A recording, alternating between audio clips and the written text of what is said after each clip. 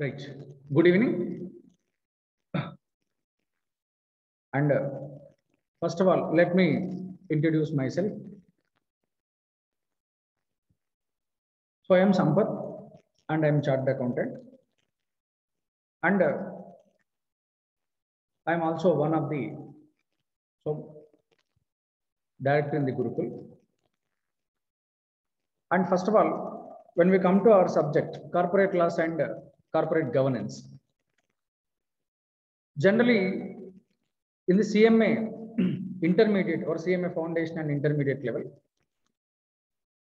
generally laws are business laws and other labor laws. Some labor laws are there. But as far as CMA final is concerned, generally our law consists of some major portion of the even complete law is concentrated on the corporate laws. And generally we can say corporate laws, and that includes the other securities laws and stock market related laws, and we'll come to it. And first of all, if you know, if you look at the weightage of the various acts, Companies Act, and that is for 50% of the entire syllabus and 50% weightage that is given to the Companies Act 2013. And of course, some portion of the Companies Act you have already studied in the CMA Inter. And Insolvency and Bankruptcy Code, IBC 2016, and that is for 10%.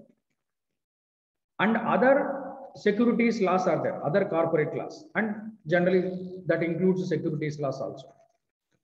And if you look here, the Companies Act 2013, and that is for 50%, and IBC, Insolvency and Bankruptcy Law, SEBI and other regulations, that means issue of capital and disclosure requirements, and similarly listing obligations. What are the listing obligations of the listed companies for the purpose of getting their securities listed on the recognized stock exchanges? And these are all related to the securities market, stock market. And we'll come to it and we will discuss. And other laws which are affecting the corporate world, competition law, Competition Act 2002, and generally this is for the purpose of promoting the competition and for the purpose of preparing a level playing ground for the competition between the companies, and in order to reduce the undue influence or dominant position of some companies, and generally the Competition Act was passed. And other foreign exchange law and Foreign Exchange Management Act. This is related to the rules and regulations which are for the purpose of regulating the inflow and outflow of the foreign currency. And foreign currency is generally the precious asset for a developing country just like India. And we need to develop our foreign currency to cater into the needs of the future generations.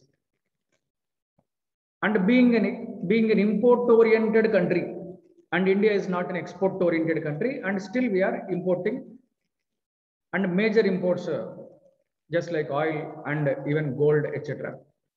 We are spending lots of foreign currency on the imports.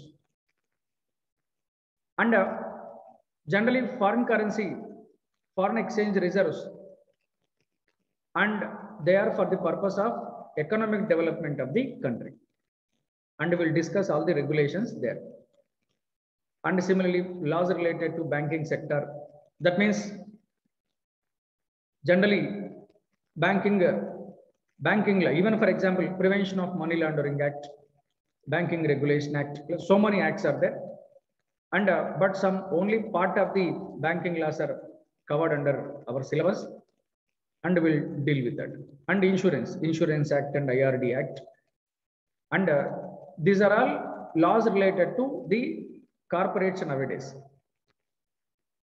And first of all, if you look at our CMA final law question papers, and most of the question papers and most of the portion of the questions are direct. They are just direct.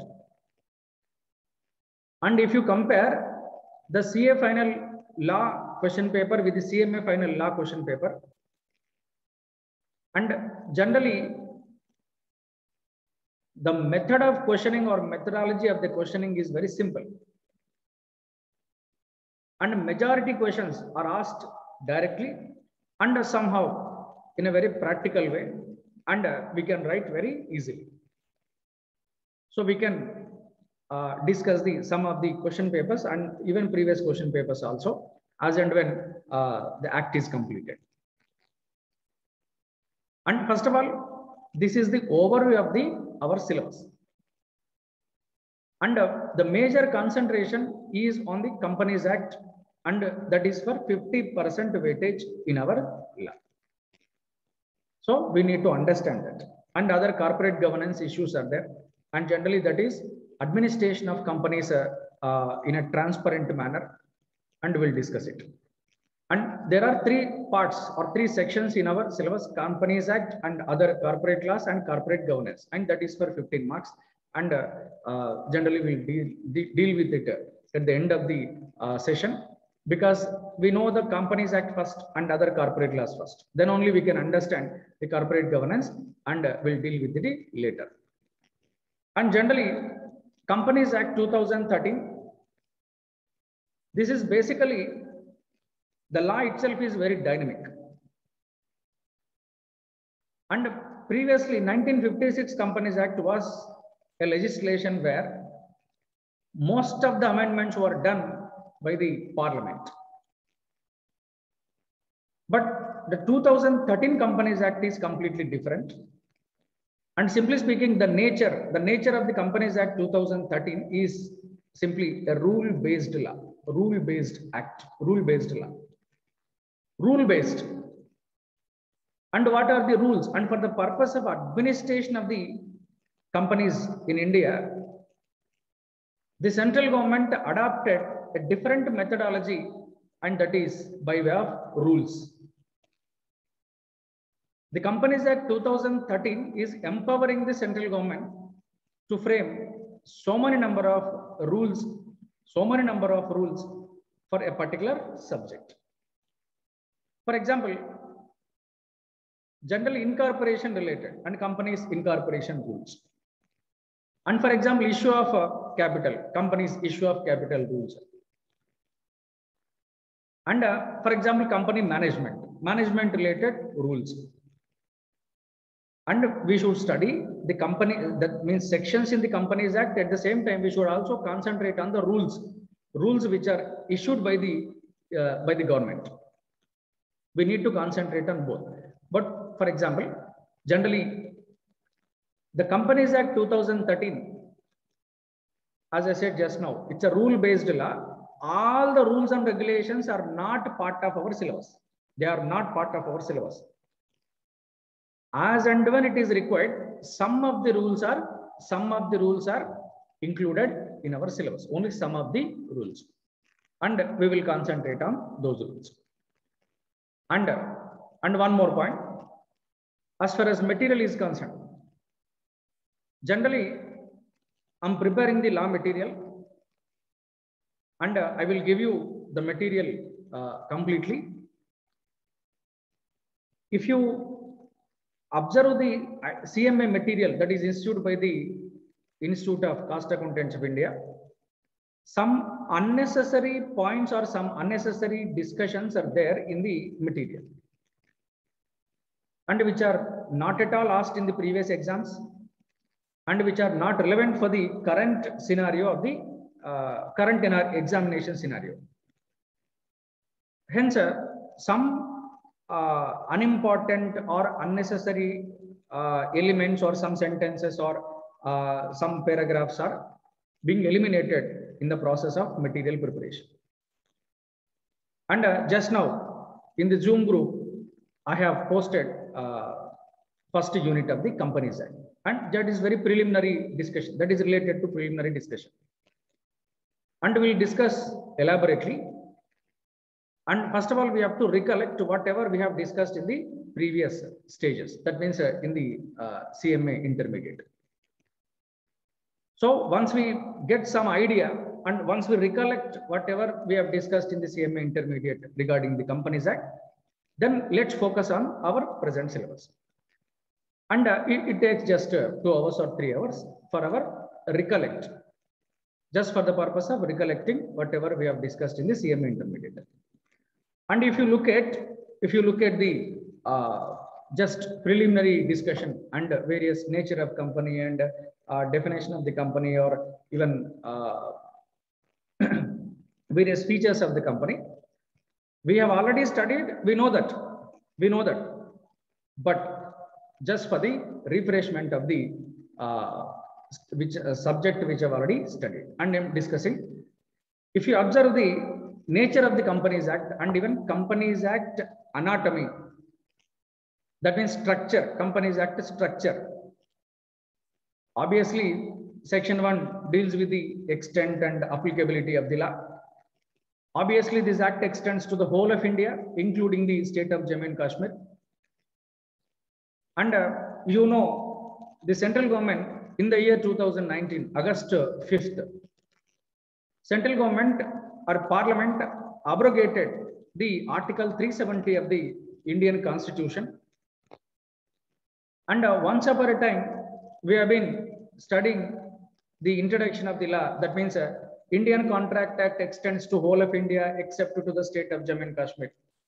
The Sale of Goods Act extends to the whole of India except to the state of Jammu and Kashmir. And this Competition Act extends to the whole of India except to the Jammu and Kashmir. And we were studying like this. Because of the Article 370 of the Indian Constitution and because of the special privileges and the separate provisions for the Jammu and Kashmir, we have been studying like this. But in the year 2019, the government, the Parliament abrogated, they removed this 370. Hence, central government has made all the laws applicable to the Jammu and Kashmir and even the Ladakh. That is the original intention of the constitution, but that was sidelined by the 370. But now the issue is solved. Of course, it's a political decision, and we are not going into the political matters. But first of all, we should know the extent and applicability of the various laws, and which are made by the Indian Parliament. You should know that. And obviously, 1956 Companies Act, that consists of 658 sections. And you know one thing, 1956 Companies Act was bigger than the Indian Constitution. Because Indian Constitution consists of hardly 400 articles, but generally 1956 Companies Act consists of 658 sections. And Indian Companies Act 1956 was bigger than the Indian Constitution. That was the only law bigger than the Indian Constitution, 1956 Companies Act in India. But 2013 Companies Act, generally this law was passed to enhance the operability of the companies.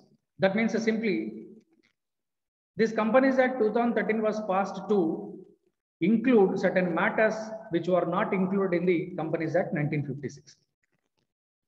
And this act consists of 29 chapters, and entire act, that means 470 sections, are divided into the chapters. Chapter 1, preliminary, and chapter 2, incorporation, and chapter 3, this is related to share capital, and chapter 4, the management of the companies.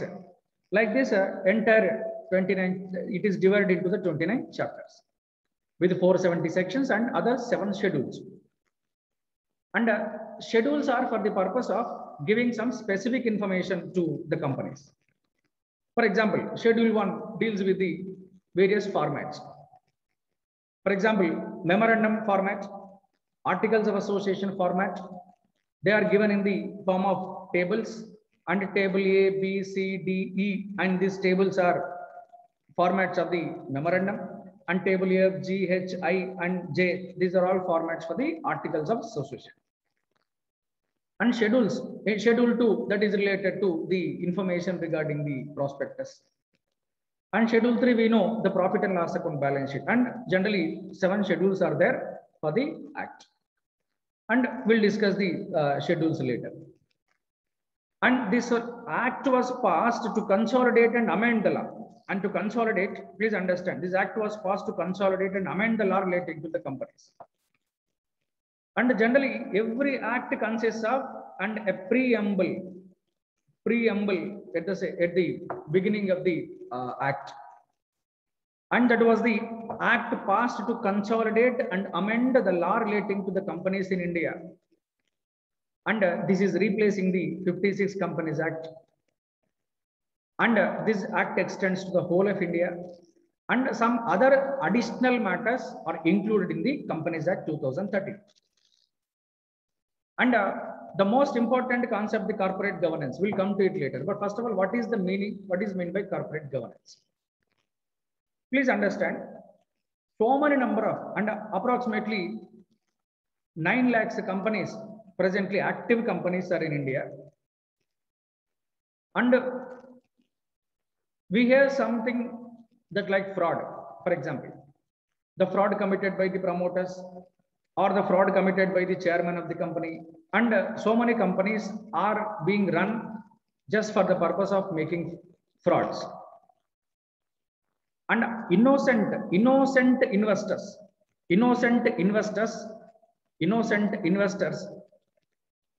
actually they are suffering a lot because of the very that means serious frauds. And to reduce the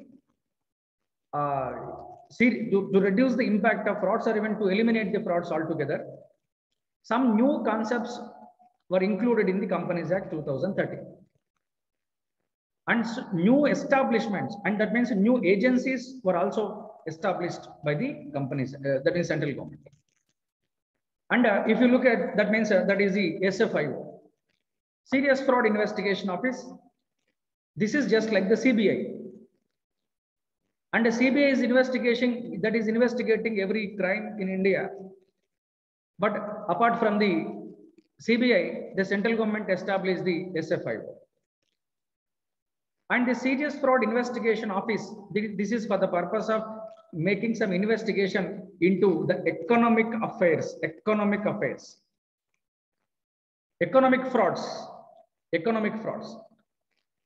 For example, recently, a company, Yes Bank, that means banking company, Yes Bank, Yes Bank.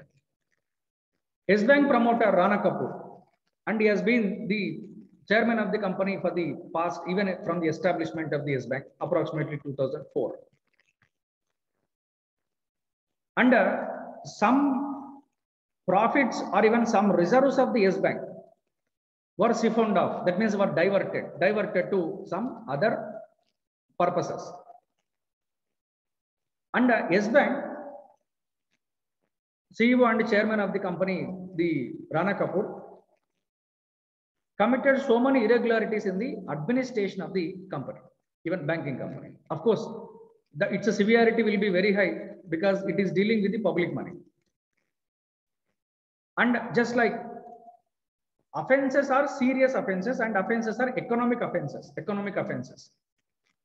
And for the purpose of investigating the economic offenses, and SFIO was investigated, that is incorporated and even established by the central government. And similarly, NFRA, National Financial Reporting Authority, NFRA also. And NFRA, basically, this is the super agency, and we can say that is a super regulatory agency. And after ICI and even the CMA Institute and other company secretaries, ICSI. This is the super regulator. Simply speaking, it's a super regulator. Who are the regulators? For example, chartered accountants are regulated by the ICAI. Cost accountants are being regulated by the Institute of Cost Accountants of India, Cost and Management Accountants of India. Similarly, company secretaries, they are also under the control of the ICSI. But these three organizations, these three establishments are regulated by the other super regulator NFRA. And that is established under the Companies Act 2013. Similarly, the other points related to the class action suit, that means a group. A class action suit is nothing but a suit filed by a group of persons. First, the purpose of protecting the company, and we'll discuss it. And the other CSR. And CSR, generally this is a new concept. This is introduced in the Companies Act 2013. And after the recommendations of the Birla, Kumar Mangalam Birla, and is the head of the Birla Group, Aditya Birla Group. And the CSR, the provisions related to the CSR are included in the Companies Act 2013 on the recommendations of the Kumar Mangalam Birla Committee. Yes, we need to spend some amount of our profits on the society because we are getting our profits only from the society. Just like, please observe one point. For example, NTPC is generating power. Yes.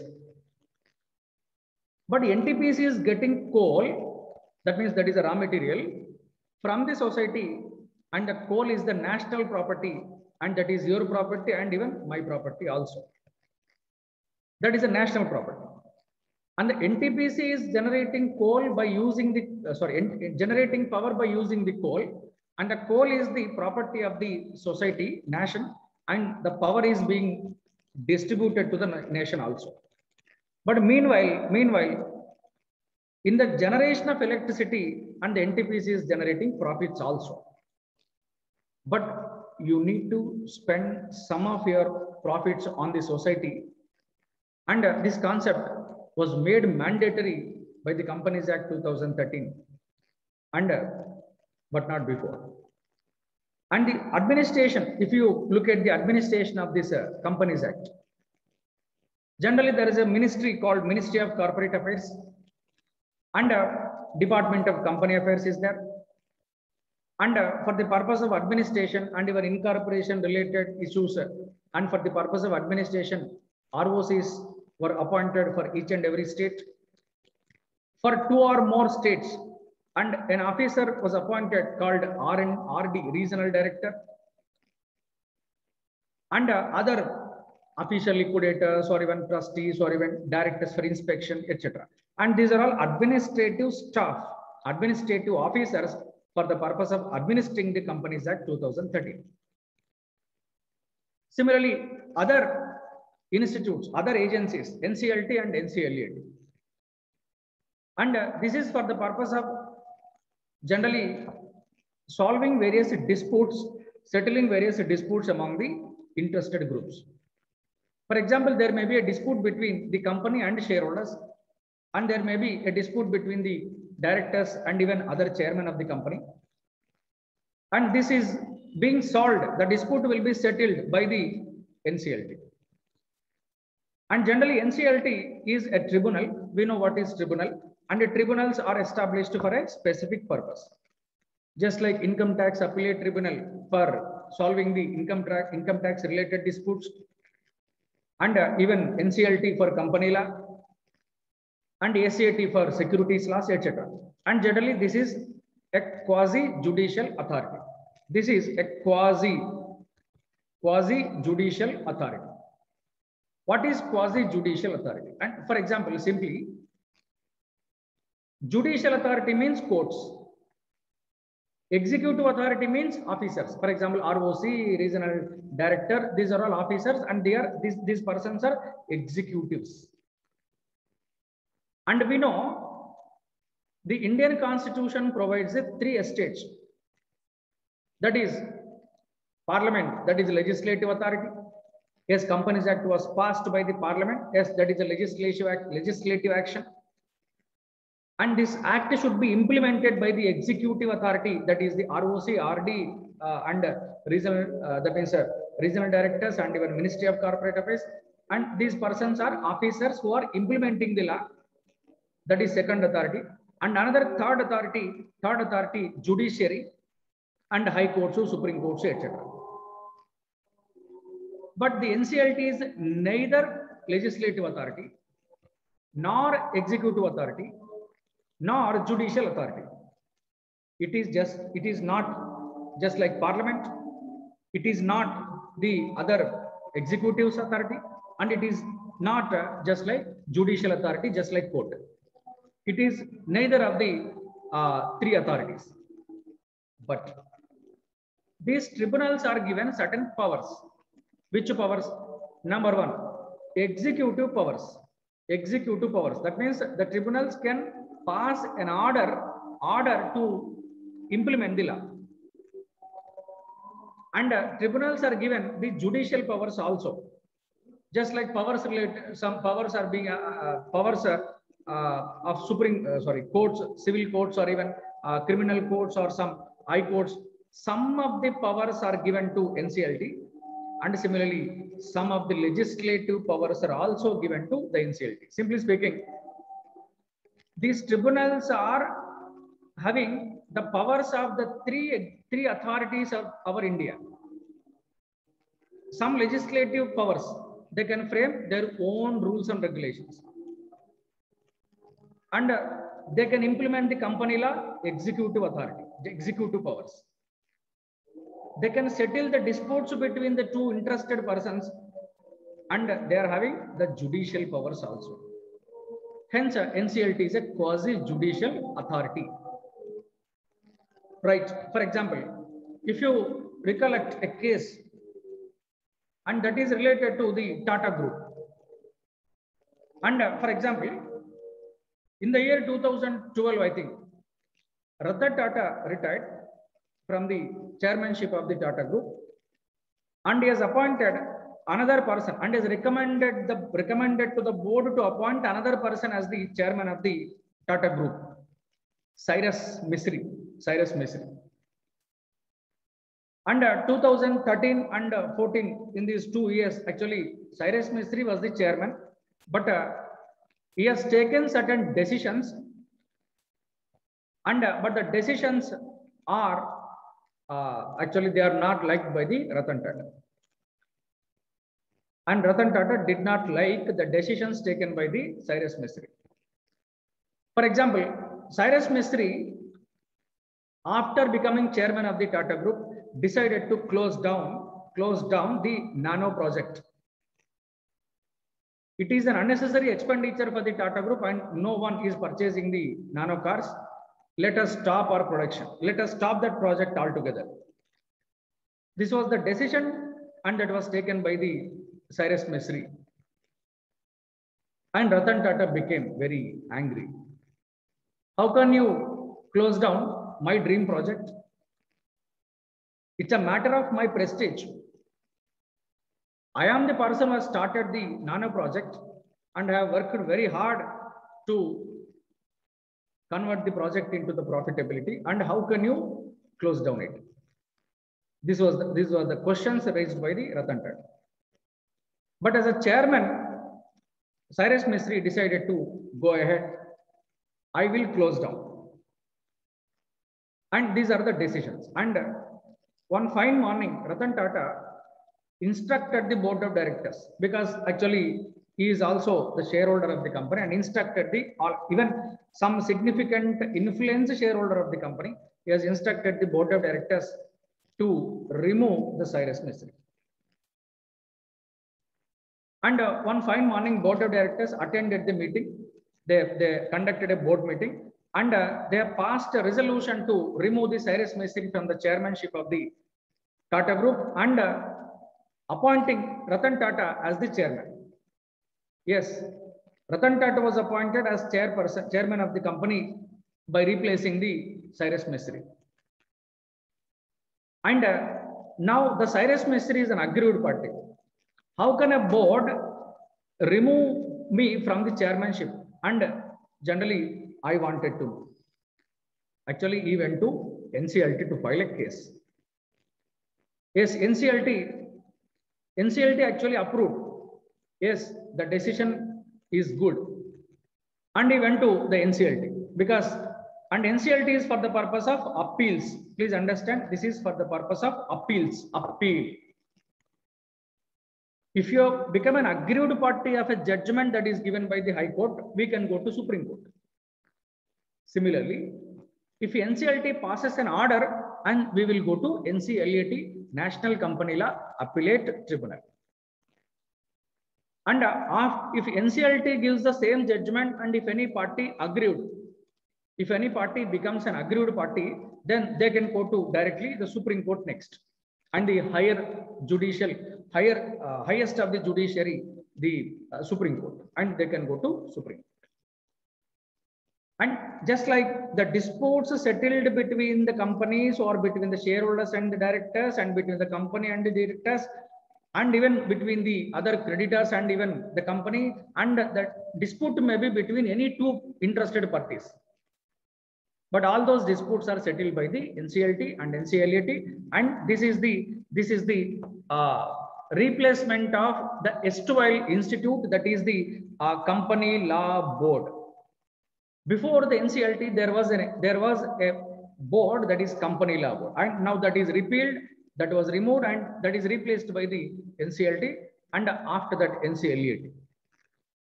Obviously, the administration by the ROCs, and for the purpose of incorporation and even taking information, giving information, etc. And the Ministry of Corporate Affairs. What are the roles of the, what is the role played by the Ministry of Corporate Affairs, MCA? And I have explained in the beginning of the session, that means MCA, Ministry of Corporate Affairs, he is charged with the powers of making some rules and regulations. And so many number of rules and regulations were framed by the Ministry of Corporate Affairs. And how to do incorporate a company and incorporation rules, companies incorporation rules 2014. How to accept deposits from the public, and companies acceptance of deposits from public deposit rules and 2014. And how to manage the company and the company's management rules, management and administration rules. That means the government is issuing so many number of rules for the, so many number of issues involved in the implementation of the Companies Act. Hence, this law, the Companies Act 2013, is a rule-based law. And other new concept, corporate governance reforms, or even this is the emerging legal framework. And this framework is being developed still, but generally we should understand the corporate governance also. And just read it, the new act, this is the new act. The rule-making powers have been delegated to the central government. And please understand, not to the parliament, to the central government. Is there any difference between the parliament and central government? Yes. The central government generally consists of various ministries, and a group of ministers are known as cabinet. It is called as cabinet, union cabinet. Finance Ministry and even Corporate Affairs Ministry and External Affairs Ministry and Labor Ministry and Environment Ministry, and group of ministers are known as cabinet, union cabinet, and that is the central government. And parliament means, parliament consists of Lok Sabha, Rajya Sabha and the president. But here the rules are not made by the parliament. The rules are made by the government. And obviously these rules are notified in the official gazette of the government. And this is the very simplest form of making amendments to the law. For example, Finance Act 2021. Finance Act 2021. Finance Act 2021 was passed in the parliament by the Lok Sabha and Rajya Sabha. in order to make amendments, please understand, amendments to the Income Tax Act 1961. We know that. The Finance Act 2021, and for that matter, any Finance Act is for the purpose of making certain amendments to the Customs Act and certain amendments to the Income Tax Act. But this ministry, that means this Companies Act 2013 is different. In order to amend the law, generally we can issue some rules. The central government can issue some rules. And hence, read it here. Since MC has power to change the rules, and the rules are modified, changed very often, and generally we need to understand those rules also. And 2013 Companies Act was amended in 2015 and 17 and even 2019 and 2020. And so many number of times the act was amended. Obviously, this is the extent and applicability of the act. This is mentioned in the section 1 of the act. And Companies Act extends to the whole of India. This is called Companies Act 2013. And this is the applicability of the act. Please understand the applicability of the Companies Act. And every company is under the country that is regulated by the Companies Act 2013. Every company in India. And it may be a private company or public company or government company, for that matter, any company. Every company is regulated by the Companies Act 2013. And this 2013 Companies Act shall apply to whom? Number one, companies incorporated under this act, that means 2013 Companies Act, because some companies might have been incorporated after passing the 2013 Companies Act. For example, if you want to incorporate a company in the year 2021, we need to incorporate the company under the Companies Act 2013, because that is the law which is in force right now. But before 2013, all the companies were registered under the 1956 Companies Act. That's why 2013 Companies Act will be applicable to the companies registered after 2013, registered under this act. Similarly, the companies who are registered before the 2013 Companies Act, that means which were registered under 1956 Companies Act. And that means you need to have a clarity that all companies, and they might be registered under this law or under previous company law, are covered under the Companies Act 2013. Similarly, we have some special classes of companies, For example, insurance companies, banking companies, and electricity companies.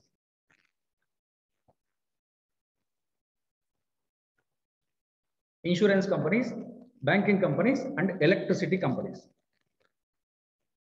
And there were some separate laws passed by the Parliament. For example, for insurance companies, Insurance Act 1938, Insurance Regulation and Development Authority Act 1999. For banking companies, Reserve Bank of India Act 1934, Banking Regulation Act 1949, and Banking Laws Amendment Act 2015, and so many laws are there related to banks. Similarly, electricity companies, Electricity Act and Electricity Regulation Commissions, etc. So many laws are there for electricity companies. But generally, you need to understand one point. For example, when there is a conflict between the two laws, we need to solve the conflict or a contradiction by way of interpreting the law. For example, some interpretation rules are there.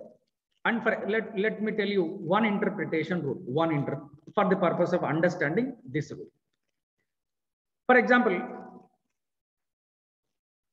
general law versus special law. General law versus special law. Companies Act 2013 is general law. This is made applicable to the companies, electricity companies, banking companies, insurance companies, all other software companies, manufacturing companies, and even finance companies and other NBFCs. That means 2013 Companies Act is made applicable to almost all companies, and for that matter, any company in India. Hence, this 2013 Companies Act is a general law. It is a general law.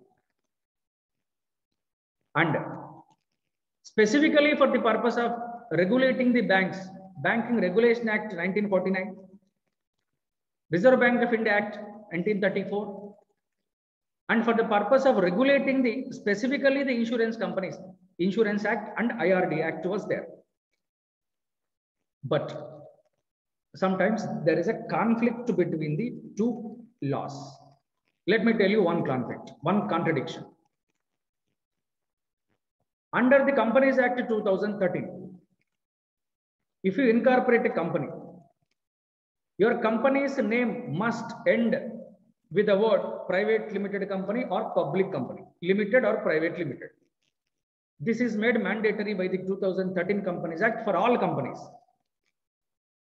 But in the Banking Regulation Act 1949, banks were given an option. It's only an option to use the word limited as a part of their name.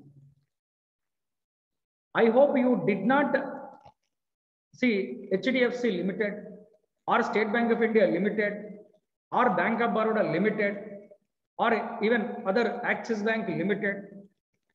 And the banks are not using the word limited. Of course, some banks are using and often, but generally it is not compulsory. Under the Banking Regulation Act, usage of the word limited is an optional matter, optional. That is for banks. But under Companies Act, it is made mandatory. Now, this is a contradiction between the two laws. How do you solve the contradiction between the two laws? How do you solve it? Please understand. We need to interpret the law. Interpretation. How? We need to classify the law into the general law and special law. Companies Act is general law, that is applicable to all companies. But Banking Regulation Act was made applicable to only the banks for the purpose of regulating the banks. Hence, there is a rule, that rule is special law dominates, special law dominates general law. This is an interpretation rule, and these interpretation rules are issued by the judiciary, that means courts. Interpretation rules are issued by the courts. And this domination, that means the special law dominates general law when there is a contradiction. Hence, Banking Regulation Act dominates the Companies Act 2013 because that was a special law. Banking Regulation Act is a special law and the Companies Act is general law. Hence, you need to understand one thing. For example, please read that point B, insurance companies. Yes, Companies Act 2013 is made applicable to insurance companies also, and as per the section 1 of the Companies Act 2013. And please understand, except where the provisions of the said act in the sense the Insurance Companies Act, sorry, Companies Act, are inconsistent, that means contradiction, contra. Except where the provisions of the said act are inconsistent with the provisions of the Insurance Act and IRD Act. And what does it mean? Companies Act 2013 is made applicable to insurance companies also. But whenever there is a contradiction between the Companies Act 2013 and the insurance companies, insurance laws, Insurance Act 1938 and IRD Act 1999, you must understand that then you should ignore the company law, then you should follow the insurance law. For example, Companies Act 2013, Schedule 3. And Schedule 3 is for the purpose of balance sheet and profit and loss account. Companies Act 2013, Schedule 3 is for the purpose of preparing, we should follow it for the purpose of preparation of financial statements of every company. But specifically for insurance companies, separate formats, separate insurance company accounts are actually formats are given under special law. Bank's profit and loss account balance sheet is also prepared. It should be prepared according to the Banking Regulation Act, that is prepared separately. This is Schedule 3 will not be applicable to the banking companies and the insurance companies and electricity companies, electricity generating companies. And that's what I want to say. And rule is very simple. Whenever there is a contradiction between the laws, we need to interpret and we need to solve the dispute or contradiction between the two laws by way of interpretation. That means you should understand which is special law and which is general law. And all special law dominates general law. That's all. Banking Regulation Act dominates the Companies Act. Insurance laws dominates the company law, and other electricity companies law dominates the Companies Act 2013 because that is special. And similarly, this is for electricity companies, and just now we have studied. And other special act, some companies incorporate under special act. Let us assume if government want to do something, government will pass a law. For example, under the laws which are, let us assume LIC was established under LIC Act 1956. Similarly, State Bank of India was established by way of, SBI Act 1956. Generally, these were, even for example, IDFC, that is established under IDFC Act. IDBI, that is established under IDBI Act. And NABARD, that is for Agriculture Bank, that is also established under separate law. That means there is a special act for some type of corporations. Why the government will pass a law to bring a corporation into existence? Because the government want to invest in all those companies. LIC was incorporated by the Government of India itself in the year 1956 by passing LIC Act by investing hardly 4 crore rupees. And State Bank of India was government company, and even all these acts were passed to establish a special category company or corporations for the purpose of public welfare. Please understand, for the purpose of public welfare. And hence, special act, other companies, please understand, this Companies Act is also made applicable to other companies which are established under special law, special acts. And similar. For example, let us assume one thing. LIC wanted to arrange a general meeting, annual general meeting. If LIC want to conduct an annual general meeting for the purpose of for the purpose of declaration of dividend or even approval of accounts, etc. If you read the LIC Act 1956, there were no provisions which are dealing with the conduct of annual general meeting. But when the provisions are not there in the LIC Act 1956 to conduct the general meeting of the LIC, how can LIC conduct the general meeting? By complying with the Companies Act 2013. Yes, LIC should follow Companies Act 2013 for the purpose of issuing shares, for the purpose of administration of LIC, for the purpose of appointing board of directors, for the purpose of appointing chairman, and for the purpose of declaration of dividend, etc. Because these are the general rules or general principles included in the Companies Act 2013. Similarly, and any other body corporate, This is the residual provision, residual provision for application of the company law for another corporations. And for example, some even government want to apply these companies, these law for other corporations. For example, public financial institutions and IDBI or IFCI, etc. And that is a body corporate. That is a body. Actually, what is body corporate? Body corporate means company or entity which satisfies the three conditions. Number one, it should be a separate legal entity. And number two, it must have a perpetual existence. And number three, there should be a common seal.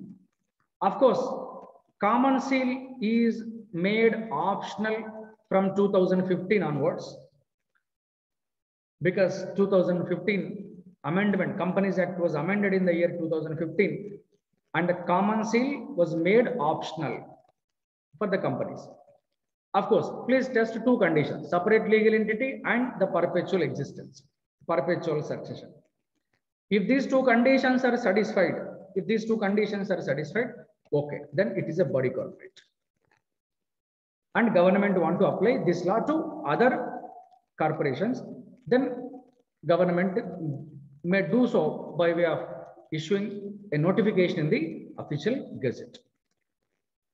And just now we have this, so far we have discussed the basic applicability of the Companies Act, and that covers the entire section 1 of the Companies Act 2013. But section 2 deal with the complete definitions. Section 2 consists of number of definitions, and we will use certain words in the company law, and we should understand the meaning of the certain words used in the Companies Act. That's why some definitions are given. And of course, if you read most of the definitions, and the definitions are just reference definitions, reference. For example, who is a chartered accountant? Yes, Companies Act 2013 has given a definition for the word chartered accountant. Who is chartered accountant? For example, a chartered accountant means a chartered accountant as per the Chartered Accountants Act 1949. That's all. That itself is the definition. Now you should go to Chartered Accountants Act 1949. To know who is cost accountant or who is cost and management accounting, you should go to the Cost and Management Accountants Act 1959. And the definitions are very silly. Who is company secretary? Company secretary is a company secretary as per the Company Secretaries Act 1980. That's all. And we should go to the act, the said act, to know who is the company secretary and who is the cost and management accountant and who is chartered accountant. So that means most of the definitions are just reference definitions, and we need to refer other laws also. And company and basic features of the company and various characteristics of the company, and generally we'll discuss in the next class. And by tomorrow and even day after tomorrow, we'll complete the basics, and we'll come to the our syllabus, just some other important topics of the law syllabus. Okay, thank you. And one more thing.